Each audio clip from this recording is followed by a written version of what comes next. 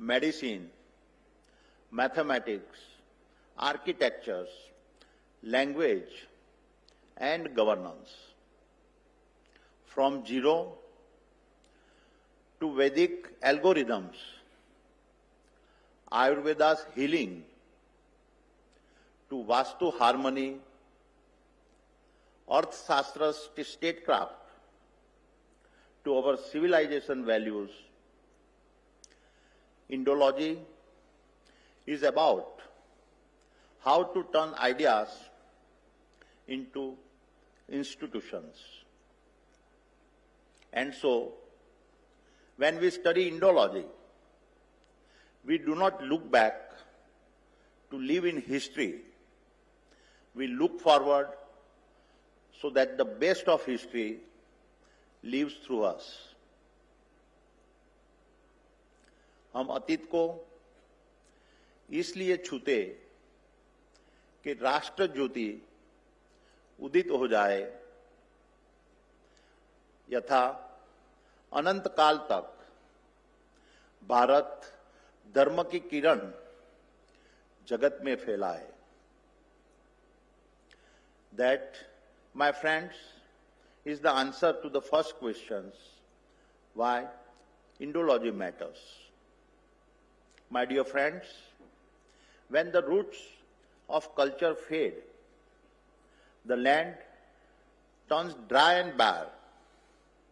But as long as values shine, darkness can never dare.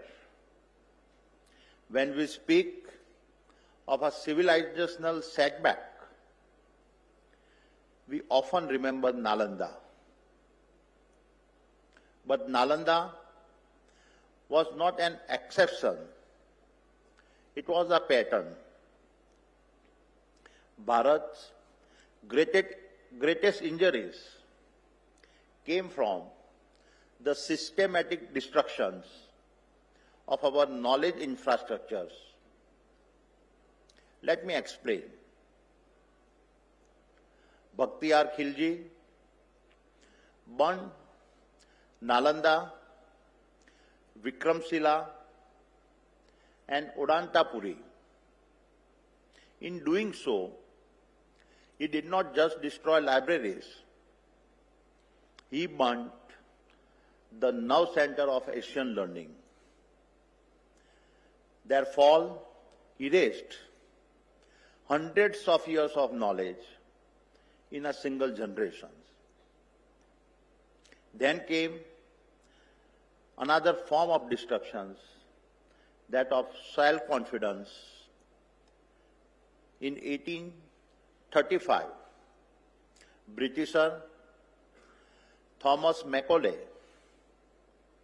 declared India's vast knowledge systems of no practical use. He forced a replacement of thousands of years of our traditional educational model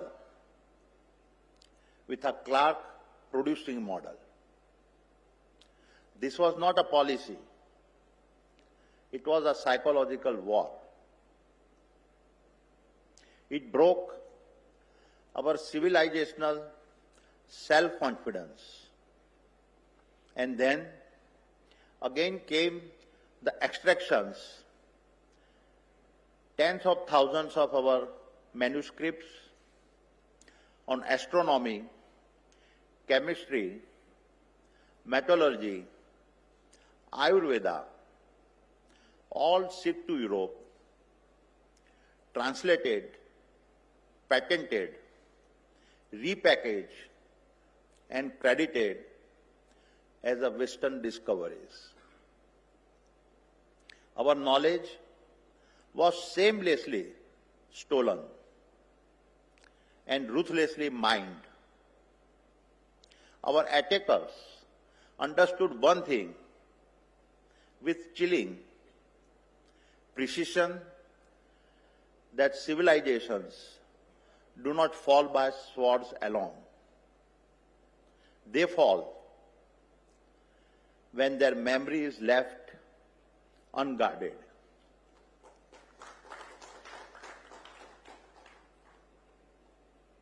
And so they struck not just our people, but our libraries, our universities, and our stories, knowing that if memory breaks, then civilization bends.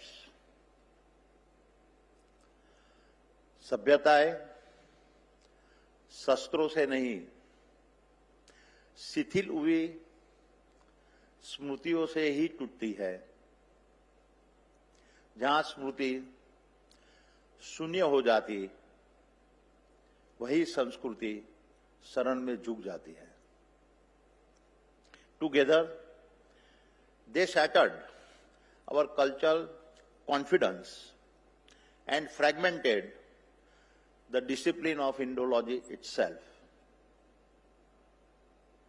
And so, this, my friends, is my answer to the second question, why we need a 3-day conclave on Indology. My dear friends, if those were the assaults of the past, today we face a challenge shaped differently, but just as dangerous. The new forms of invasions do not come with armies or flags. They do not even see themselves as invaders. They claim no territory, but they will seek something far more powerful: our attentions, our habits, and our imaginations. They enter offering tools that feel convenient but slowly shape how an entire society reads, thinks, and remembers. This has been the new phase of a soft warfare, control over cultural memory and a public thought. And today, this quite civilizational force has arrived in its most powerful form, artificial intelligence. The next frontier that will decide who leads and who follows. Therefore, with it comes the questions: are we ready for what comes next? My dear friends, let me begin by recognizing a simple truth. Progress cannot be paused. And in the case of AI, it has arrived like a tidal force, relentless, unbounded, and utterly transformative. Artificial intelligence is not just another step forward. It is the most powerful inventions humanity has ever unlocked. It is a force reshaping how we work, learn, govern, and even imagine. It will either be our greatest leverage or the quiet thief of our identity. And as history teaches us, every transformative breakthrough carries a dark shadow. हर बड़ा महान परिवर्तन अपनी छाया साथ लिए चलता है। जहां उजाला होता है, वहीं अंधेरा भी पलता है। Just as the brilliance of nuclear power came with consequences that the world had to adapt, contain, and defend against, AI too brings with it a darker side, one that demands defending through wisdom, responsibility, and above all, preparations. In the context of Indology, this transformative force begins with an unsettling truth.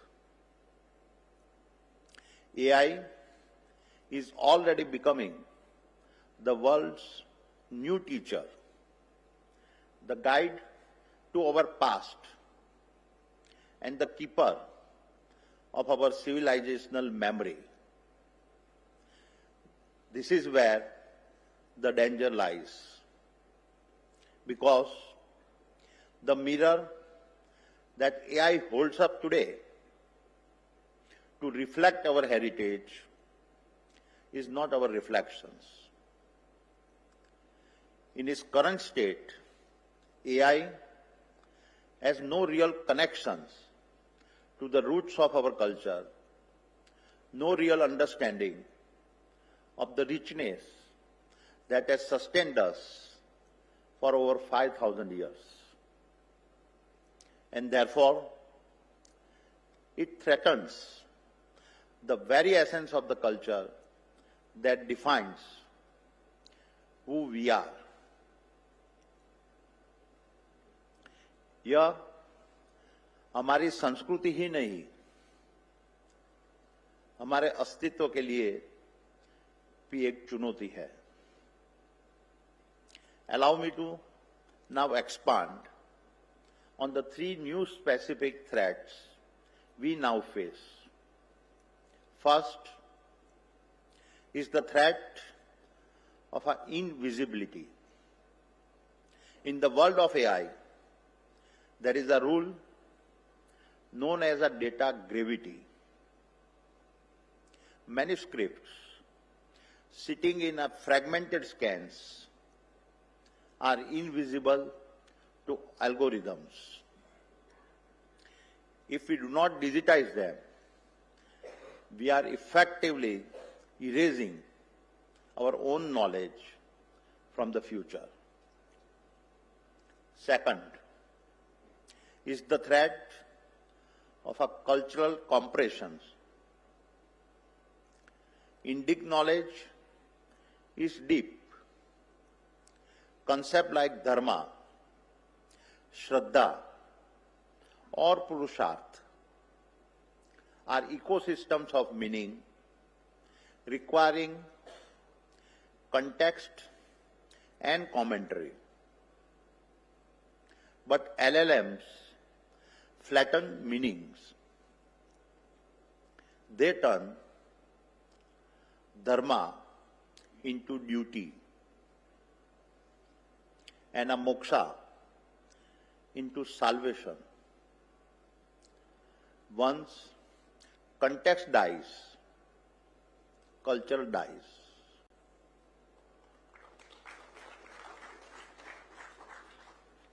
Third is the threat of an alien judgment. These AI models built on safety filters, rooted in Western norms, are like blindfolded gatekeepers, unable to recognize the essence of Vedic practices or the depth of our itihas. They often dismiss this ancient truth as a mythology or harmful, for they lack the cultural lens to understand them. Let me illustrate these three threats with one simple example. In the years ahead, when a child in Mumbai,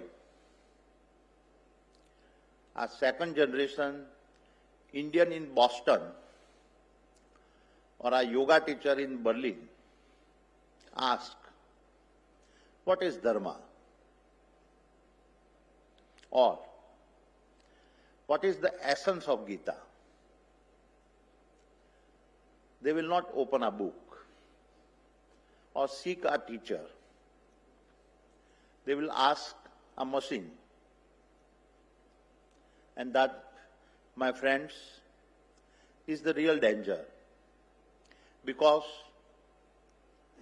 if our civilizations does not actively defend is a cultural and emotional frameworks, human behavior will bend not towards culture or traditions, but towards the cold logic of the machine's algorithms.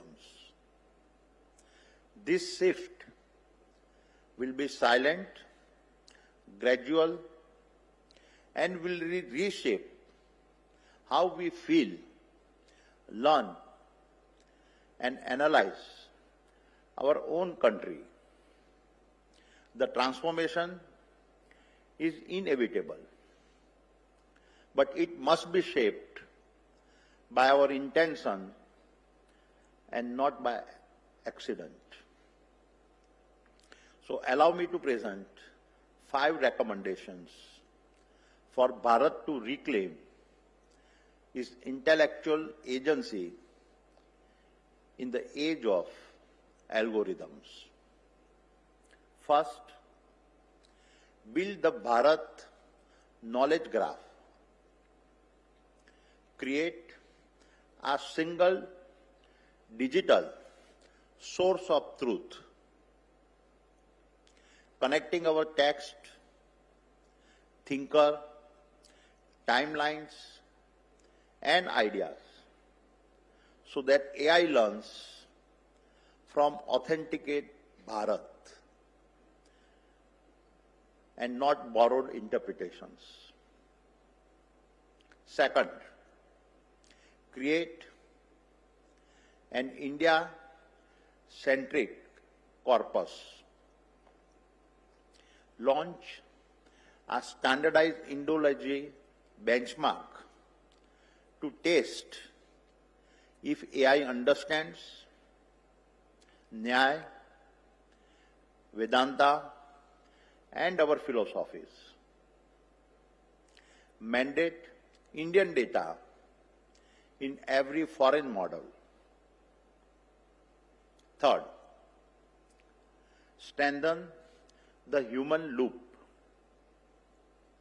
Empower scholars to analyze, refine, and correct AI systems.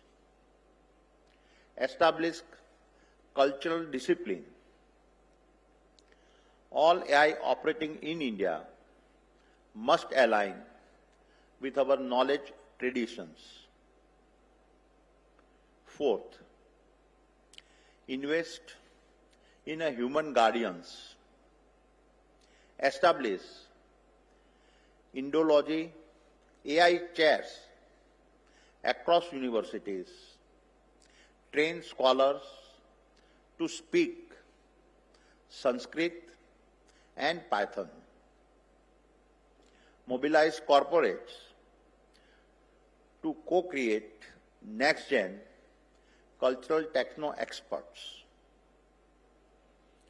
And finally, make every college a new Nalanda.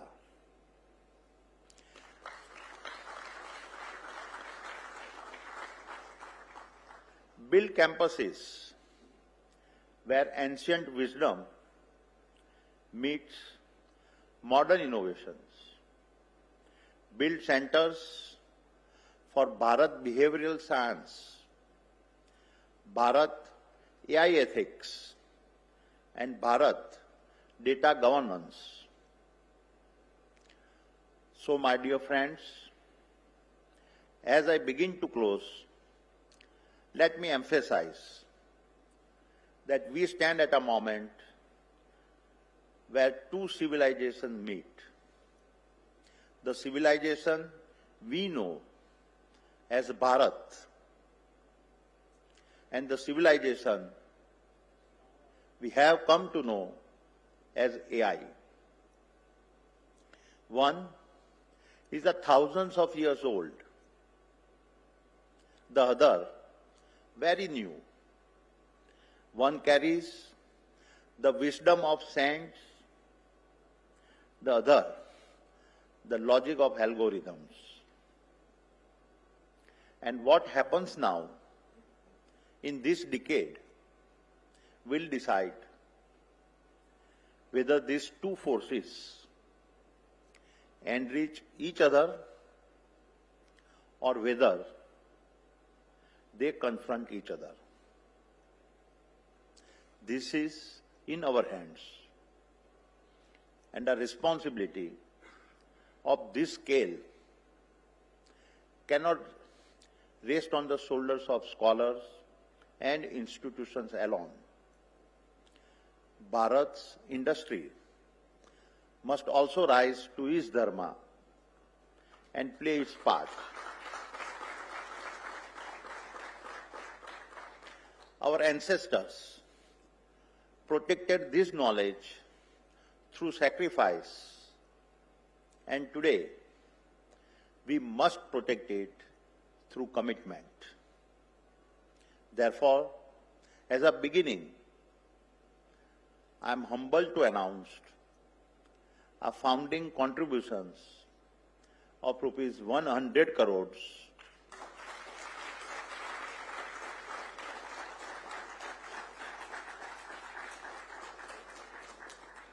towards building the Bharat knowledge graph and supporting the scholars and technologists who will contribute to this Indology mission.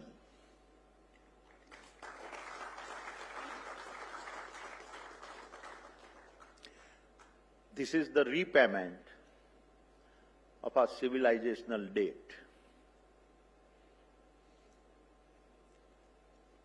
हम वह दायित्व निभा रहे हैं जो समय ने हमें सौंपा है।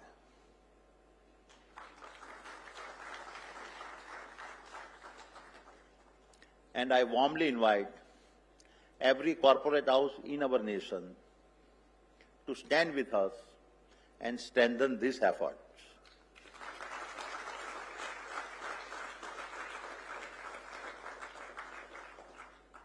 And that is why this Indology gathering is not just a conference, it is a declarations. A declarations that Bharat will not allow her culture to be fractured, diluted, or divided ever again.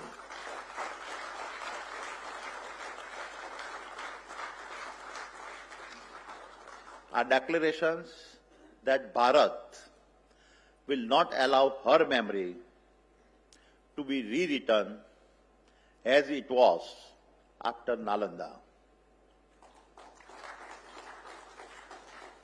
Our declarations that Bharat will not allow her educations to be diluted as it was under the British chain.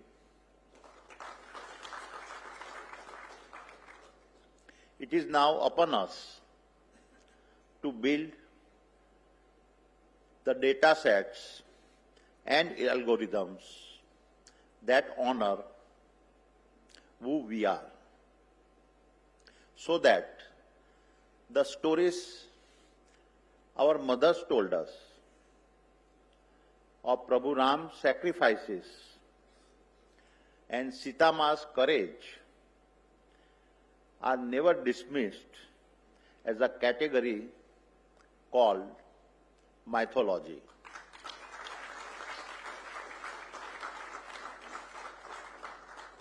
So that the principles of Dharma that our mothers shaped within us are not compressed into a hollow world called rules, so that the mantras and bhajans that our mothers sang for us are never reduced to a cold tag called content.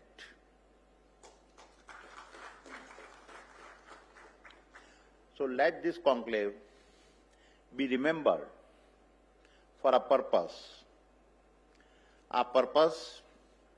that ensures when a child in Mumbai or an Indian teenager in Boston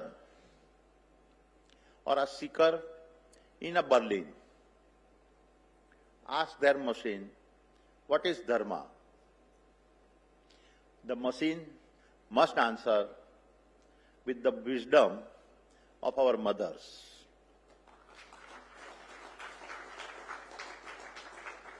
The machine must answer with the truth of our Shastras, and the machine must answer with the knowledge each of you safeguards. And that, my dear friends, in the holy presence of Jagat Guru Shankaracharya Ji, is the true essence of this Indology Conclave.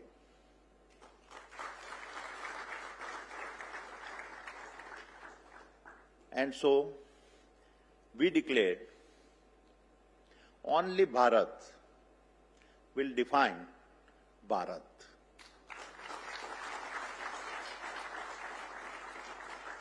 Bharat का इतिहास भारत खुद लिखेगा. Thank you. जय हिंद, जय भारत.